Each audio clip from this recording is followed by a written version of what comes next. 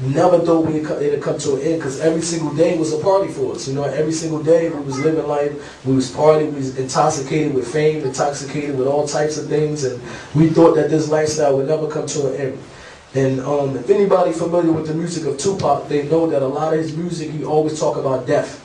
He had songs called I See Death Around the Corner. He always talk about how he was going to die. He was very paranoid, you know what I mean? He was paranoid to the sense that he always felt somebody was going to kill him. And if people was familiar with his music, he always said that I'm not going to live too long. These people trying to kill me. And in some cases, he had reasons to be paranoid, because he used to get a lot of death threats. He had a lot of enemies, you know what I mean? He had a lot of people that was against him. And he was very paranoid to...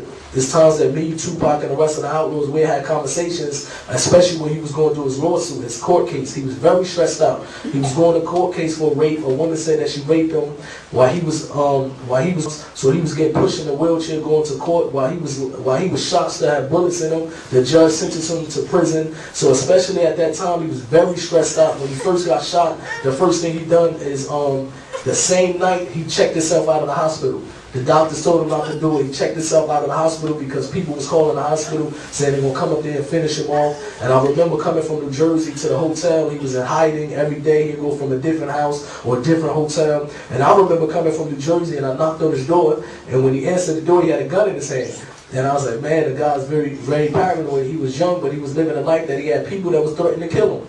And so it's times that he had conversation, he was just saying, man, I can't go with this. I can't cope with this type of life. I really don't want to live anymore. I really want to die. And he used to always talk about this. I don't even feel like living no more. This is a headache. Life is stressed out. So at this time of life, when Pac was on Death Row Records, he was selling millions of records. And he just bought a house in Malibu, California. His house, the backyard, was literally the ocean. And he moved me and the rest of the Outlaws. We was living in his house with him. And we was sitting in the living room, we look in the backyard, we see the ocean. And one time we was conversating with Tupac, and he said, now that I have all this, he said, now that I have the Bentley outside, I have the Mercedes Benz, I have money, I have this house, he said, I don't want to die anymore. He said, I really was living my life where I wanted to die, but now that I have this, I want to live. And a couple months later, unfortunately, Tupac got killed in Las Vegas. He got shot, I think, 13 times, and he got murdered in Las Vegas. He died 7 or 8 days later. What happened to me, I started to think about the day that we was in his living room, and he said he don't want to die. And I started to question myself. I said, I remember the days he wanted to die, he didn't die. Now he got to the point where he don't want to die. Allah snatched his life away from him. So I said, man, at a young age, I said, so we have no control of our life. And I said, as a matter of fact, this can happen to me. I said, this is the way we live in our life. We don't have no control of when we live and when we die, and this can happen to me. And the way I'm living my life, I'm not satisfied with the way I'm living my life. And I started to worry, because even though I had no religion growing up, I never believed that you can do whatever you want. You could be the worst person on earth, but you have a good in this life, and when you drop dead, it's over. I never believed that a person can just live life, and when he's died, he gets no accountability for his deeds. Even though I had no religion, but I was a firm believer that it would be a day of accountability. So after the death of Tupac, I started to think and said, man, if this happened to me, I'm afraid what's going to happen to me in the next life. So I started praying. I couldn't become a Muslim. I had something against the religion of Islam. The people that killed my mother and father was from a group of Muslims, not Muslims, Astaghfirullah. They was from a group of people called the Nation of Islam. So me growing up, I thought that the Nation of Islam was Muslims. And I never sat there, even though you will see Muslims from Arabia, Muslims from Pakistan, but it never dwelled to me that these people are different than the Nation of Islam. I never even investigated it. I just said, you know what, I have nothing to do with the Muslims. These people killed my mother and father right in front of me, so I never could be a Muslim. I just don't have no religion. I believe in God. So it happened to be one day I was in the parking lot of a recording studio, and like I said, I used to have a lot of anger in me. I didn't know where this anger was from. And one day I had a fight with my little brother, to the point that he had to go to the hospital and get staples in his head. So when he went to the hospital, I was so upset that I hurt my little brother, so I went into the parking lot. I was punching car windows. And it happened to be a Muslim brother that walked up to me. He was very calm, and mashallah, he had good character. He asked me what's my name. He calmed me down. And to be honest, the rest of the Outlaws, they was afraid to come and stop me. They just sat in the studio and said, we know not to go mess with this guy. Let him punch the windows. When he calmed down, we would talk to him. But this Muslim guy, he walked up to me, mashallah. He calmed me down. He had good character. He started talking to me. And he asked me, what is my name, etc., where you from? I said, I'm from New Jersey. in the East Coast, especially in the inner city of Newark, New Jersey and Philadelphia, is known to be a lot of Muslims. When he asked me what's my name, I said my name is Mutar. He said, sound familiar, this and this, are you a Muslim? I said, yeah, I'm a Muslim. My mother and father was a Muslim, so I guess you could call me a Muslim. He asked me, where do I pray? I told him I never entered a masjid in my life. I never went to the mosque. I don't pray. He said, well, why don't you come to the masjid where we belong to? Won't you come over here and check us out? So after a couple phone calls, the brother kept inviting me. One day I decided to go and see what he invited me to.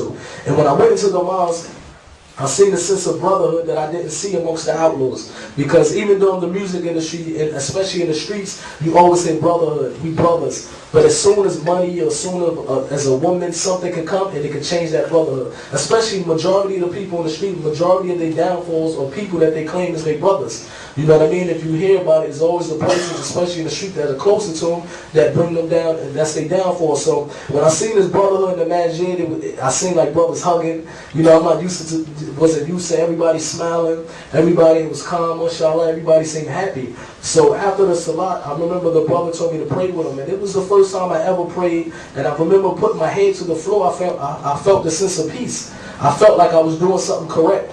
So after that, he gave me literature in the Quran. I ran home and I read the literature, and something just hit me. The first time that I read the Quran, even though it was an English translation, I knew for a fact that this book is not written by a man. Even though it was in Arabic, but the English translation, I said there's no way in the world that a man could write this book. This had to be from the Lord, the creator of the heavens and the earth. So after that, I decided to watch the Malcolm X video. I said I'm going to watch the Malcolm X video, and this time I'm going to be sober. I guess, the last times I watched it, I wasn't sober, so I really didn't benefit from it. So this time I watched it, and that's when he exposed the Nation of Islam. I said, wait a minute, I've seen this movie before, but I never said he exposed the Nation of Islam. I never even paid attention that Malcolm X, if nobody know Malcolm X is, most of the Muslims do, he started off in the Nation of Islam, and they belief system, the reason why they're not Muslims, because they say that Allah is a black man, they say Allah is a man, they say that, for example, it was another prophet after the Prophet Muhammad sallallahu alaihi wasallam, and they say that all white people are like devils, and every white people with light skin are going to the hellfire. So this is their belief system. So after Malcolm X went to Mecca, he wrote back and said that I see Muslims with blonde hair, blue eyes. We see I'm drinking and eating from the same cup and eating from the same bowl of these people. So the Nation of Islam lied to me. They told him that a white man could never enter Mecca because he's impure. So when he went there, he seen Muslims from all over the world. When he came back, that's when he renounced the Nation of Islam and he became a Muslim. Alhamdulillah, took a shahada, he became a Muslim, and a couple months later he died. So when I watched the movie of Malcolm X, it was very clear to me what is Islam and what is the Nation of Islam. And after reading the literature, it was very clear to me. So alhamdulillah, Allah guiding me to Islam is only from the mercy of Allah that I was able to see this and I was able to become a Muslim.